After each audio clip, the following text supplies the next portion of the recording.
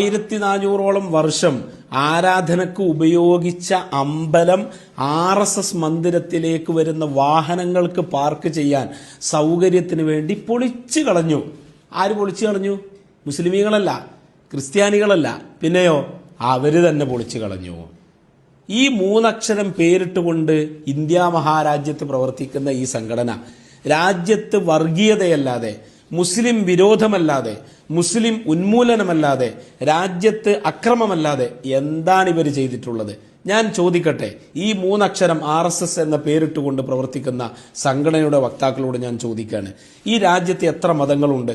ഈ രാജ്യത്ത് എത്ര മതങ്ങളുണ്ട്? ആ മതത്തിൽ എത്ര സംഘടനകളുണ്ട്? ഏതെങ്കിലും ഒരു സംഘടന ഔദ്യോഗികമായിട്ട് അവരുടെ രേഖയിലോ പ്രസ്താവനയിലോ പറഞ്ഞിട്ടുണ്ടോ രാജ്യത്തുള്ള ആളുകൾ ഇന്നത് കഴിക്കണം, രാജ്യത്തുള്ള ആളുകൾ ഇന്ന ഡ്രസ് കോഡ് ധരിക്കണം, രാജ്യത്തുള്ള ആളുകൾ ഇന്ന മതത്തിന്റെ അനുയായികളാകണം എന്ന് പറഞ്ഞതായിട്ട് നിങ്ങൾക്ക് തെളിയിക്കാൻ കഴിയും? പക്ഷെ നിങ്ങളുടെ എല്ലാ പ്രവർത്തനങ്ങളും, നിങ്ങൾ ചെയ്തുകൊണ്ടിരിക്കുന്ന കാര്യങ്ങളൊക്കെയും രാജ്യത്ത് അക്രമമല്ലേ? ഗോമാംസം കഴിച്ചതിന്റെ പേരിൽ കൊല്ലാകൊല ചെയ്യുകയാണ്, കൊന്നുകളയുകയാണ്. അതുപോലെ തന്റെ മതത്തിന്റെ അനുയായി ആയില്ല എന്നതുകൊണ്ട് അക്രമം അഴിച്ചുവിടുകയാണ്. നിങ്ങളുടെ ലക്ഷ്യം ആത്മീയതയല്ല, നിങ്ങളുടെ ലക്ഷ്യം ദൈവഭക്തിയല്ല. അതായിരുന്നു എങ്കിൽ കേവലം വാഹനം പാർക്ക് ചെയ്യാൻ വേണ്ടി അമ്പലം പൊളിച്ചു കളയുക എന്ന് പറഞ്ഞാൽ ഒരു ദൈവഭക്തൻ അത് സാധിക്കുകയില്ല.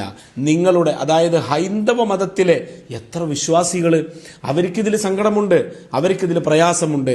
പക്ഷെ നിങ്ങളെ സംബന്ധിച്ചിടത്തോളം നിങ്ങൾക്കതൊരു പ്രശ്നമല്ല. ഈ ഒരു സമീപനം നിങ്ങൾ ബാബരിയുടെ വിഷയത്തിൽ സ്വീകരിച്ചിരുന്നെങ്കിൽ, പലരെയും കൂട്ടുപിടിച്ചിട്ട് പലരുടെയും പ്രേരണ പ്രകാരം നിങ്ങൾ ബാബരി മസ്ജിദ് പൊളിച്ചു കളഞ്ഞില്ലേ? മുസ്ലിമീങ്ങൾ കൊല്ലക്കണക്കിന് ആരാധിച്ചിരുന്ന, അവരുടെ ഭൂമിയിൽ പണിത, അവരുടെ അവകാശത്തിൽ പണിതെടുത്ത ബാബരി നിങ്ങൾ പൊളിച്ചു കളഞ്ഞില്ലേ? നിങ്ങൾക്ക് അമ്പലം പണിയലല്ല നിങ്ങളുടെ ലക്ഷ്യം, അമ്പലം നിലനിർത്തലല്ല നിങ്ങളുടെ ലക്ഷ്യം. മുസ്ലിം വിരോധമാണ്. മറ്റു മതങ്ങളെ രാജ്യത്ത് നിന്ന് ഉന്മൂലനം ചെയ്തുകൊണ്ട് നിങ്ങളുടെ രാജ്യമാക്കുക എന്നാണ് നിങ്ങളുടെ ലക്ഷ്യം. എന്നാൽ കേട്ടോ RSSകാരാ, മുസ്ലിമീങ്ങളെ സംബന്ധിച്ചിടത്തോളം വാഹനം പാർക്ക് ചെയ്യാനല്ല, ഏത് വലിയ പ്രതിസന്ധി ഘട്ടമാണെങ്കിലും അവർ ആരാധന നടത്തുന്ന പള്ളിയെ തൊടാൻ അവർ ഒരിക്കലും തയ്യാറാകുകയില്ല. വാഹനം പാർക്ക് ചെയ്യാൻ സ്ഥലമില്ലെങ്കിൽ വാഹനം കൊണ്ടുവരില്ല. ഇനി വാഹനം നശിച്ചാലും പള്ളിയുടെ ഒരു ഭിത്തിയുടെ ഒരു തരി മണ്ണ് പോകുന്നത് പോലും ഒരു ഒറ്റ മുസൽമാനും അവന്റെ മനസ്സുകൊണ്ട് അംഗീകരിക്കുകയില്ല. കാരണം നിങ്ങളെപ്പോലെ രാജ്യത്ത് അക്രമമല്ല അവരുടെ ലക്ഷ്യം. അവരുടെ ലക്ഷ്യം സമാധാനമാണ്, അവരുടെ ലക്ഷ്യം സഹിഷ്ണുതയാണ്, അവരുടെ ലക്ഷ്യം ആത്മീയതയാണ്, അവരുടെ ലക്ഷ്യം ദൈവഭക്തിയാണ്. ഇത് തിരിച്ചറിയണം ഓരോ RSSകാരനും.